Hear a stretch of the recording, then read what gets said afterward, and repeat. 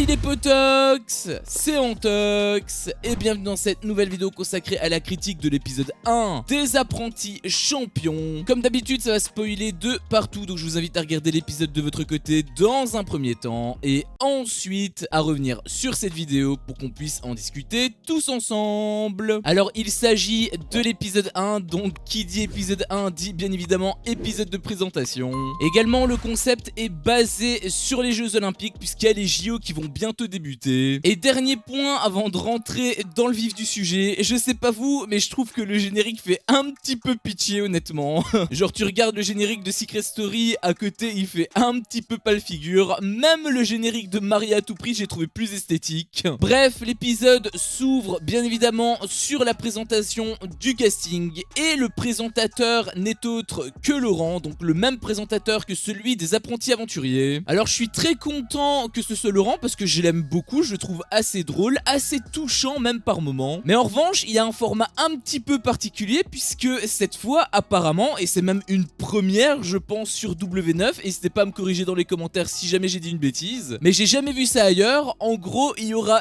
des commentateurs externes. Alors les commentateurs ils sont deux, il y a Patrick Montel qui est apparemment un vrai commentateur sportif, ça se sentait même qu'il était professionnel. Par contre il est accompagné d'un ancien candidat de télé-réalité qu'on connaît tous puisque tu le connais, je le connais, nous le connaissons. Il s'agit de Paga. Et oui, t'as bien entendu, Pagouille la magouille est commentateur aux côtés de Patrick Montel.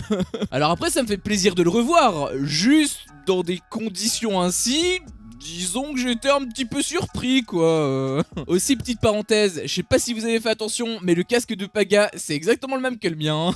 Après même casque mais pas même qualité j'avais trouvé parce que on aurait dit que ces explosifs saturaient un petit peu. Alors si c'est moi j'estime que je suis excusé parce que bah je suis juste un trou de cul dans sa chambre. Par contre le fait que W9 ne sache même pas bien paramétrer le casque, là je dois reconnaître que ça mérite une petite carte jaune déjà hein. Bon ensuite on a eu une petite mise en scène où tu avais Laurent qui appelait Paga et j'avais trouvé cette scène un petit peu ridicule puisque tu te doutes, alors peut-être que j'ai faux mais en tout cas à la caméra et au montage c'est cette impression que j'ai eue, puisque en fait je suis quasiment persuadé que Patrick et Paga étaient dans un studio quelque part et que au montage ils ont fait cette coupe, genre t'avais Laurent qui l'appelait et ils ont inclus la scène où il était à côté de Patrick. Je doute très fortement que Patrick se serait déplacé à Malaga parce qu'il me semble que c'est à Malaga que ça a été tourné. Et aussi ça m'avait étonné parce que bah, il appelle Paga tout simplement. Alors c'est un ancien candidat de télé-réalité donc bien évidemment s'il devait appeler quelqu'un c'était forcément lui. Sauf que bah je sais pas trop sur quel pied danser étant donné que Laurent c'est censé être le présentateur officiel. Donc tu t'attends à ce que ce soit lui le porte-parole et Paga qui soit juste co-commentateur avec Patrick. Sauf que non puisque Paga a une importance bien plus grande étant donné que c'est lui qui présente les athlètes.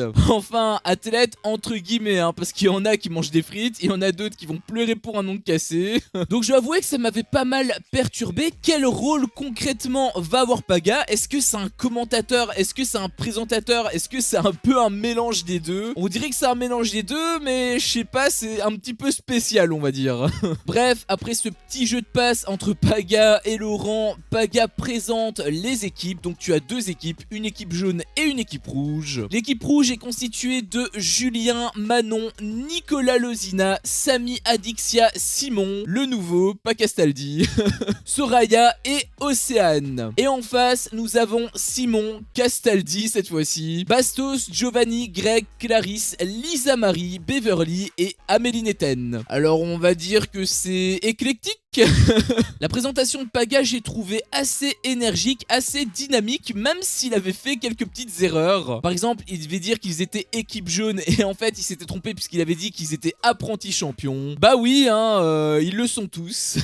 Après j'avais trouvé quand même très drôle, il m'avait fait beaucoup rire, notamment à quelques passages puisque en gros il disait qu'il en avait qu'ils étaient experts dans les jeux vidéo. Bref leur présentation était plus à leur désavantage qu'à leur avantage, mais en même temps le but était un petit peu que ce soit soit parodique, que ce soit comique. Et l'effet a très bien pris. Par contre, il y a quand même une petite phrase qui m'a un petit peu interpellé. C'était Paga qui avait dit en présentant Clarisse: quel dommage que la tentation ne soit pas un sport olympique. Alors je sais pas exactement pourquoi il a dit ça, mais il est marié et père d'un enfant, je le rappelle. Pour parler du casting, j'ai quelques petits trucs à dire. Déjà, Julien et Manon ont gagné la saison 1 des Apprentis Aventuriers. Je le savais même pas. Après, il y a pas mal d'années qui se sont écoulées. Est-ce qu'ils ont encore la même niaque? Parce que bon, le Julien, on va dire qu'il est pas en grande forme, si tu vois ce que je veux dire. Ça m'a fait aussi un petit peu bizarre de voir Simon et Paga en même temps. Ils avaient l'air de s'apprécier, alors que, je le rappelle, lors du cross, c'était il y a 2-3 ans il me semble, tu avais Paga et Simon qui se battaient pour la même meuf, c'est-à-dire Giuseppa. Et comme je te l'ai dit, Giuseppa est la meuf actuelle de Paga, ils ont même un enfant ensemble. Et bien voir cette petite accolade entre les deux, ça m'avait fait un petit peu plaisir pour eux quelque part, mais en même temps et surtout, ça m'avait beaucoup surpris. J'ai aussi bien aimé le coup de marketing que la prod avait fait, parce qu'on va pas se mentir, c'est vraiment un gros coup de com'. Nico et Julien qui sont dans la même équipe après des années où ils se sont affrontés, où c'est littéralement les gros rivaux, je pense, de toutes les télé-réalités françaises confondues. Perso, je les vois un petit peu comme Son Goku contre Vegeta. Et bien cette fois-ci, ils sont main dans la main. Ça m'avait fait extrêmement plaisir parce qu'ils sont rivaux, mais ils sont aussi très amis les deux. Et donc j'avais trouvé que c'était très beau de la part de la prod. C'est un petit peu comme si Cristiano Ronaldo joue avec Messi. Après, c'est pas forcément une bonne idée, à voir dans les épisodes suivants comment ça va se dégoupiller, parce que pour rappel, Julien et Nico sont quand même de grosses têtes. C'était tous les deux les chefs de leur famille à l'époque. Donc est-ce qu'il va avoir cohésion? Bah ça on le saura malheureusement que dans quelques épisodes, mais j'ai hâte en tout cas de voir leur réaction. Et t'avais vraiment deux salles, deux ambiances, hein. Autant du côté des rouges, ils avaient l'air d'être tous amis, et j'ai même envie de dire assez fort honnêtement, alors que du côté des jaunes, bah déjà je trouve que sur le papier ils sont vraiment pas ouf. Hormis peut-être Bastos et Joe qui sont quand même assez sportifs, je pense que les autres ça va être un petit peu compliqué. Mais surtout l'émission n'avait même pas encore commencé, qu'il y avait déjà des tensions, notamment entre Greg et Simon. Ils s'étaient même disputés. Et en plus dans l'équipe adverse, tu as le deuxième Simon qui lui est le mari d'Adixia, et entre les deux Simon, je pense que ça va être électrique, si on peut dire.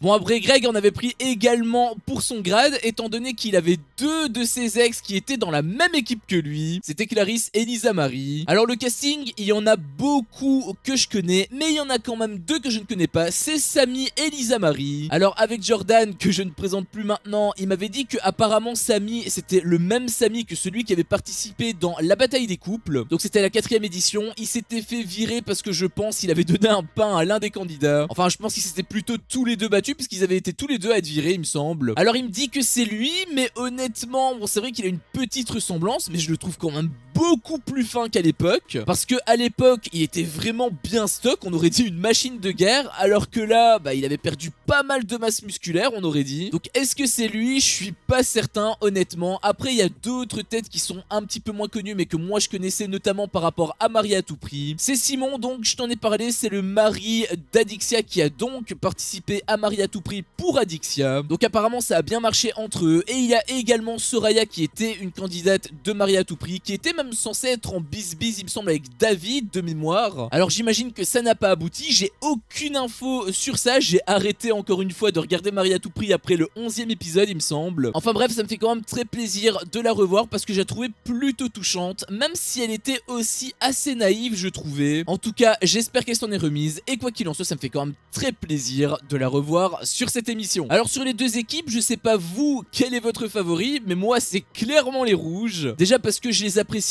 tous quand même dans la globalité, alors que les jaunes, il y a quand même quelques personnes que j'aime pas trop, notamment Simon, que j'avais entendu quelques petits trucs sur lui. Alors ce sont des rumeurs, mais apparemment c'était vrai, puisqu'il y avait quand même plusieurs candidats des 50 qui avaient dit la même chose. Et du côté des rouges, bah, je les trouve quand même beaucoup plus soudés, puisqu'il y a eu quand même pas mal de tensions avec Greg et avec Simon. Et d'un point de vue capacité aussi, collectif, je veux dire, parce que je pense quand même que Joe et Bastos sont les joueurs peut-être les plus sportifs de l'émission, même même s'il y a Océane qui peut quand même peut-être éventuellement rivaliser. Mais je sais pas, je sens les rouges un petit peu plus motivés. C'est que du feeling après, hein, c'est vraiment que mon opinion. N'hésite pas à me donner toi ton avis dans les commentaires. Et bien sûr, qui dit équipe dit également coach. Ils font pas les choses à moitié. Donc le coach des rouges est Pierre-Ambroise Boss, que je ne connaissais pas très honnêtement, mais apparemment c'est un vrai sportif qui est spécialisé dans 800 mètres. Et le mec a juste un palmarès de malade mental. Rien que pour te dire, il a déjà été champion du monde dans sa discipline. Mais qu'est-ce qu'il fout dans cette émission? La motivation des apprentis athlètes est exactement comme dans The Power, c'est-à-dire qu'ils se battent pour une association. J'aime beaucoup cette idée, ça fait plusieurs fois qu'il le répète et j'espère que ça va se poursuivre sur cette voie-là. Je trouve que c'est un concept assez cool. Donc l'association qu'il a voulu défendre est Clean Project, qui est sa propre association. Mais bon, c'était quand même pour nettoyer les rues. Il parlait de battre le record du monde de ramassage de mégots. Nico d'ailleurs m'avait beaucoup fait rire puisque en fait il avait dit qu'il allait nettoyer les jaunes. Toujours dans la provocation, notre facochère nationale. Et pour le coach des jaunes, c'est une femme qui a le même profil que Pierre-Ambroise. C'est Muriel Urtis qui est apparemment spécialisée dans le 400 mètres. Et pareil, elle a un palmarès de dingue. Je sais vraiment pas ce qu'ils foutent là honnêtement. Après, elle avait dit que ça se voyait qu'ils étaient là pour se porter les uns des autres. Ah, ça se voyait surtout qu'elle était pas là tout à l'heure.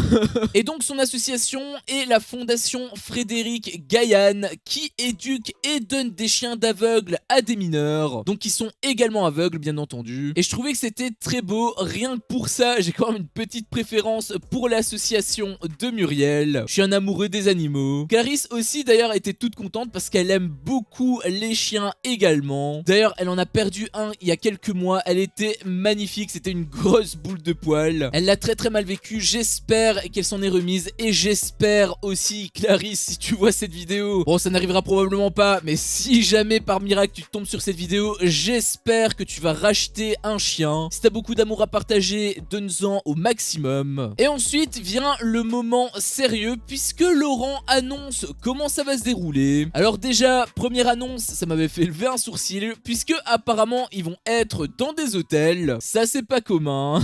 Il avait aussi dit qu'il y aurait une cantine où forcément chaque athlète devrait avoir un programme alimentaire. Ah, il y en a qui tiraient déjà la gueule, hein. Il y avait aussi une salle de sport avec des entraînements prévus. En même temps, la préparation d'un JO, ça se fait pas en un claquement de doigts. Et puis vient le plat de résistance puisque tu auras deux types d'épreuves. Dans un premier temps, tu auras les épreuves individuelles où tu auras des médailles à la clé et chaque médaille aura plus ou moins un apport conséquent ou non par rapport à l'argent vis-à-vis de l'association. C'est-à-dire que la médaille de bronze fait rapporter 250 € à l'association, la médaille d'argent 500 € et la médaille d'or 1000 €. Sauf que l'inverse est vrai aussi puisque l'avant-dernier fait perdre 50 € à l'association, l'avant-dernier fait perdre 100 € à l'association et le dernier là par contre ça pique, il fait perdre 250 balles à la sauce. Faut vraiment pas être dernier. Et au terme de l'aventure, l'équipe qui aura accumulé la plus grosse cagnotte pour son association remportera le titre d'apprenti champion. Et la seconde épreuve est une épreuve collective et en fait j'ai aussi été très surpris parce que c'est un petit peu comme avec le cross, c'est-à-dire que apparemment il y aura des éliminations. L'équipe qui devra éliminer sera justement le grand perdant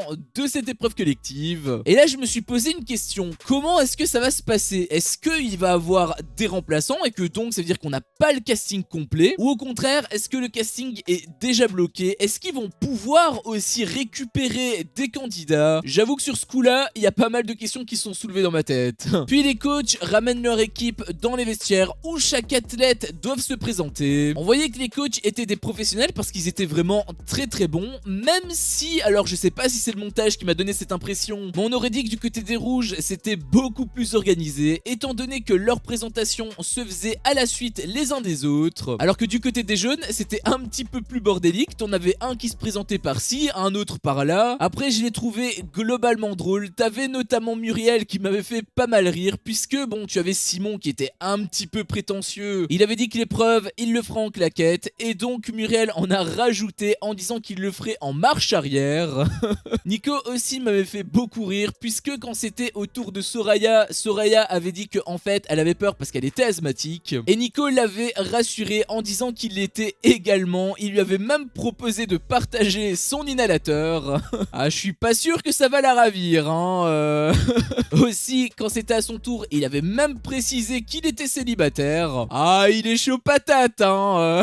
D'ailleurs, petite parenthèse, mais pourquoi est-ce que je disais que j'étais pas sûr concernant l'organisation des deux équipes? Alors du côté des jaunes ça me paraissait très clair, mais du côté des rouges c'était un petit peu particulier parce que normalement Soraya devait être la première personne à se présenter et au final elle a été présentée un petit peu plus tard. La première à être présentée, je pense que c'est Adixia, et en fait je sais pas si la présentation s'est fait exactement comme avec les jaunes, parce qu'avec les jaunes c'était sûr hein. T'avais Muriel qui disait qui veut se présenter, ça partait vraiment dans tous les sens, alors que là ça avait l'air de suivre une certaine logique, sauf que Soraya s'est présentée un petit peu plus tard alors qu'elle était au début de la file, je rappelle. Moi je pense que c'est le montage qui a interverti les deux séquences. Alors pourquoi en réalité j'en sais rien. Peut-être parce que Soraya est moins connue qu'Adixia. En même temps à côté la séquence était assez drôle. Enfin bref, peu importe comment ils l'ont monté, mais je suis quand même quasiment persuadé qu'en fait ils étaient organisés. Et puis ils se préparent pour l'épreuve de demain. Apparemment ils vont devoir jouer un 400 mètres. D'ailleurs les apprentis athlètes de l'équipe des jaunes étaient choqués parce qu'il y avait Joe qui avait demandé c'était quoi justement le record de Muriel, et Muriel avait dit qu'elle l'avait fait en 51 secondes. Ah, ils jouent pas dans la même cour hein. Et quoi de mieux pour s'y préparer que de passer à la pratique. Donc l'équipe des rouges et l'équipe des jaunes se dirigent vers la piste et l'épisode bien évidemment nous laisse là-dessus. C'était évident qu'il allait avoir des cliffhangers.